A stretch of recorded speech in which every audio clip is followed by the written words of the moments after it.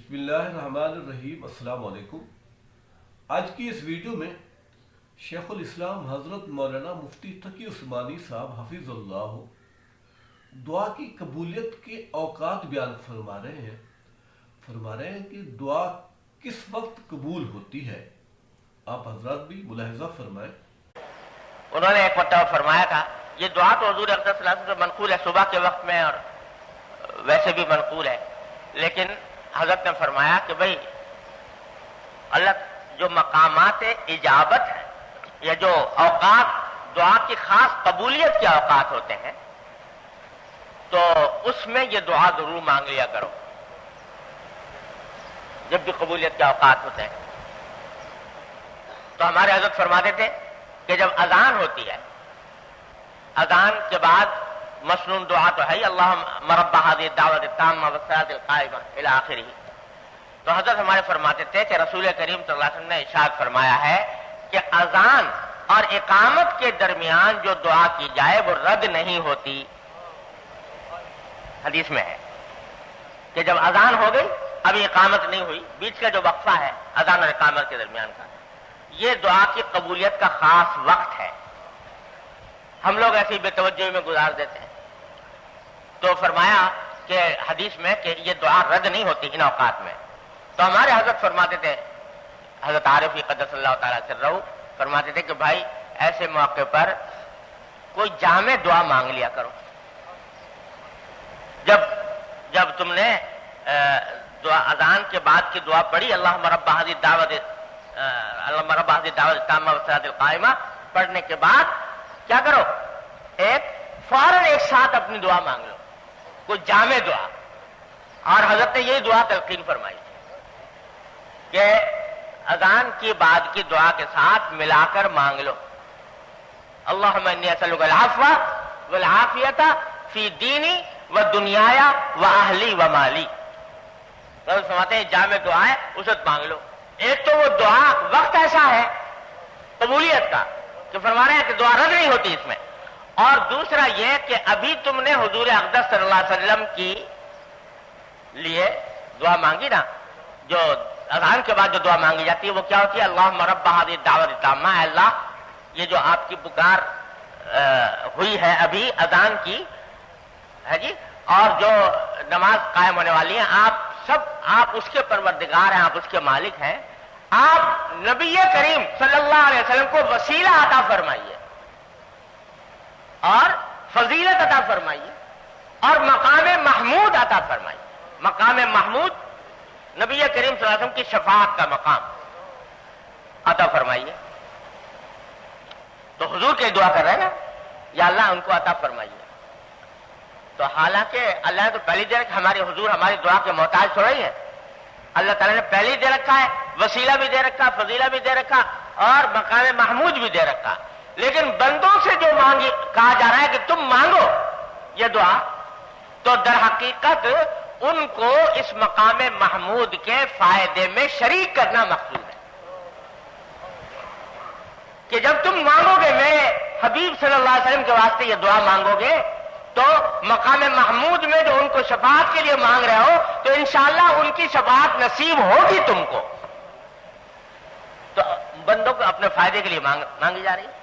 تو جب یہ دعا مانگ رہے ہو جو حضور کے لیے، تو اس کا تو قبول ہونا 100% یقینی ہے، کوئی شبہ نہیں ہو سکتا کہ یہ دعا انشاءاللہ بارگاہ الہی میں 100% قبول ہوگی۔ تو جب ایک دعا ایسی جا رہی ہے جو 100% قبول ہونے والی ہے، اس کے ساتھ اپنی بھی لگا دو، اپنی ایک دعا لگا دو جامع دعا، تو باری تعالیٰ کی رحمت سے بعید ہے کہ وہ اس دعا کو قبول فرما لے، اس کو قبول نہ فرمائے۔ اس واسطے امید یہ ہے کہ انشاءاللہ مزید قبول ہو جائے گی۔ تو ہمارے حضرت فرما دیتے کہ بھائی مقامات اجابت میں یہ دعا جامع دعا ہے، یہ جامع دعا مانگ لیا کرو اور اس وقت مانگ لو۔ جب جمعہ کا دن آتا ہے، جمعہ کے دن میں خطبے کے دوران دل میں آدمی کی دعا مانگ لے تو جو مقامات اجابت ہیں یہ تو فرمایا، ایک دعا تو یہ فرماتے تھے حضور اقدس صلی اللہ علیہ وسلم صبح کے وقت میں، دوسری دعا یہ فرماتے کہ اللہم استر عوراتی وآمن روعاتی. یہ بھی چھوٹی سی دعا ہے. اللہم استر عوراتی وآمن روعاتی. کیا معنی؟ اے اللہ میرے عیبوں کو چھپا لیجئے. اے اللہ میرے عیبوں کو چھپا لیجئے. صبح کے وقت میں اس لیے آج تلقین فرمائی مانگنے کی کہ جب صبح کے بعد آدمی نکلے گا گھر سے باہر اپنے کاموں کے لیے، کوئی تجارت کر رہا ہے، کوئی ملازمت کر رہا ہے، کوئی اور کام کر رہا ہے، تو اس میں انسان کی عیب جو ہیں وہ ظاہر ہوں گے. تو اے اللہ میری عیبوں کی پردہ پوشی فرمائی، میرے عیبوں کو چھپا لی. وآمن روعاتی، اور میرے دل میں جو اندیشے ہیں ان سے مجھے امن عطا فرما دی. جب آدمی صبح کرتا ہے، یہ دنیا ایسی ہے کہ چونکہ اللہ تبارک و تعالی نے یہ دنیا مجموعہ بنایا ہے اچھائی اور برائی کا، غم اور خوشی کا، راحت اور تکلیف کا، ہر چیز پیش آتی ہے. تو صبح کے وقت میں جب آدمی گھر سے نکلتا ہے تو دل میں اندیشے لاشعوری طور پر ہر انسان کے دل میں موجود ہوتے ہیں. پتہ نہیں باہر جاؤں کیا واقعہ پیش آ جائے، کیا حادثہ پیش آ جائے. آج کل تو ویسے ہی حادثات کا بازار گھر میں، کیا حادثہ پیش آ جائے، کیا واقعہ پیش آ جائے. جو کام کرنے جا رہا ہوں اس میں کامیابی ہو ناکامی ہو، کوئی عزت سے پیش آئے، کوئی ذلیل کرے، خدا جانے کیا کیا اندیشے لگے ہوتے ہیں. تو فرمایا آمن روعاتی، اے اللہ میرے جو اندیشے ہیں ان اندیشوں کو دور کر کے مجھے امن عطا فرمائیے. یہ دعا. تو نکلنے سے پہلے اے اللہ میرے عیبوں کو چھپا لیجئے، عیبوں کی پردہ پوشی فرمائیے، اور میرے اندیشوں کو سے مجھے امن عطا فرما دیجیے. تو پہلا جملہ جو ہے وہ یا سمجھنے کا ہے، بات تھوڑا سا وقت رہ گیا لیکن مختصر بات کرتا ہوں انشاءاللہ، کہ یہ جو فرمایا کہ میرے عیبوں کو چھپا لیجیے، اس میں تلقین ہے اس بات کی کہ اگر انسان سے کوئی غلطی ہو جائے، کوئی گناہ ہو جائے غلطی سے، تو وہ گناہ اپنی حد تک محدود رکھے، کسی سے کہتا نہ پھرے، اس کو چھپائے، اس پر پردہ ڈالے. بلا وجہ لوگوں سے کہتے پھرنا ٹھیک نہیں. اپنے مصلح سے اگر کہہ دو جبکہ اپنے قابو میں نہیں آ رہی غلطی، تو اپنے مصلح سے، مربی سے کہہ دو تو ٹھیک ہے تاکہ اصلاح وہ کرے. لیکن ویسے حتی الامکان اس کو چھپاؤ، اپنے اس پر پردہ ڈالو اور دوسروں سے نہ کہو. جس طرح گناہ ایک بڑا جرم ہے، اسی طرح اس گناہ کو لوگوں کے سامنے بیان کرنا بلا ضرورت یہ بھی جرم ہے. بلا ضرورت بیان کرنا، حدیث میں اس کے اوپر وعید آئی ہے. اگر ہو گیا کبھی غلطی سے، اللہ تعالیٰ سے رجوع کرو، یا اللہ غلطی ہو گئی اپنے رحمت سے معاف فرما دیجئے اور پردہ پوشی فرما دیجئے. تو کہتے نہ پھرو لوگوں سے بلا وجہ یہ ہو گیا وہ ہو گیا. ایسا ہوگا اگر کیوں؟ اس واسطے کہ بعض اوقات تو لوگ کہتے پھرتے ہیں اس وجہ سے العیاذ باللہ کہ گناہ کو فخر کے قابل چیز سمجھتے ہیں. ہم نے یہ کام کیا، اس پر فخر کر رہے ہیں.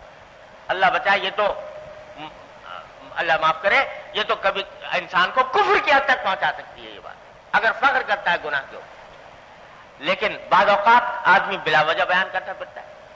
تو یہ سب باتیں اگر نہ کرے اور اپنے حد تک محدود رکھے، ندامت کا اظہار کرے، اللہ تبارک و تعالیٰ سے رجوع کرے، یا اللہ غلطی ہو گئی معاف فرما دی، تو کچھ بعید نہیں ہے کہ اللہ تبارک و تعالیٰ اس کو اس نے دنیا میں ستاری فرمائی، آخرت میں غفاری فرما دے. دنیا میں پردہ ڈالا، اللہ تعالیٰ آخرت میں مغفرت فرما دے. ایک حدیث آتی ہے کہ ایک حدیث میں حضور اقدس صلی اللہ علیہ وسلم نے فرمایا کہ اللہ تعالیٰ ایک اپنے بندے کو بلائیں گے اور اس کے اوپر اپنا پہلو رکھیں گے اور اس سے فرمائیں گے کہ تو بتا تو نے فلاں وقت میں فلاں گناہ کیا تھا. چپ کے اس سے کہیں. وہ کیا کہ یا اللہ کیا تھا، اور فلاں وقت میں فلاں گناہ کہ جی کیا تھا، اور فلاں وقت میں فلاں گناہ کہ جی کیا تھا. گناہ گناتے رہیں گے، اس کو مختلف اوقات میں گناتے رہیں گے. تو وہ سمجھے گا کہ بس اب میرا تو اب یعنی کوئی راستہ میری پناہ کا نہیں ہے، اتنے گناہ میرے سامنے آ گئے۔ تو آخر میں باری تعالیٰ فرمائیں گے کہ دیکھ، ہم نے تیری دنیا کے اندر تو نے جو گناہ کیے تھے اس کے اوپر ستاری کا پردہ ڈالا، تیرے سوا اور میرے سوا کسی اور کو اس گناہ کا پتہ نہیں، اس کا پردہ ڈالا۔ تو اس میں نے دنیا میں تیرے گناہ پر پردہ ڈالا، آخرت میں آج آ کر تجھے معاف کرتا ہوں۔ تو پردہ ڈالنا گناہ کے اوپر یہ ایک نعمت ہے، اس لیے رسول کریم صلی اللہ علیہ وسلم نے مانگا کہ یا اللہ میرے عیبوں پر پردہ ڈال دیجئے اور دوسروں تک یہ نہ پہنچے۔ تو خلاصہ یہ کہ تلقین یہ فرمائی جا رہی ہے کہ اول تو گناہ سے اس طرح بچو جیسے سانپ سے، بچھو سے، آگ سے انسان بچتا ہے، لیکن اگر کبھی غلطی ہو جائے تو کہتے نہ پھرو اس کو، اس کے اوپر پردہ ڈال دو اور بس اللہ سے معاملہ رکھو، اے اللہ یہ غلطی ہو گئی معاف فرما دیجیے اور پردہ ڈال دیجیے۔ تو یہ پہلے سے دعا کر لی صبح کے وقت میں، اللہم استر عوراتی وآمن روعاتی۔ اللہ تبارک و تعالیٰ اپنے فضل و کرم سے، اپنی رحمت سے یہ ساری دعائیں ہم سب کے حق میں محض اپنے فضل و کرم سے قبول فرما لے۔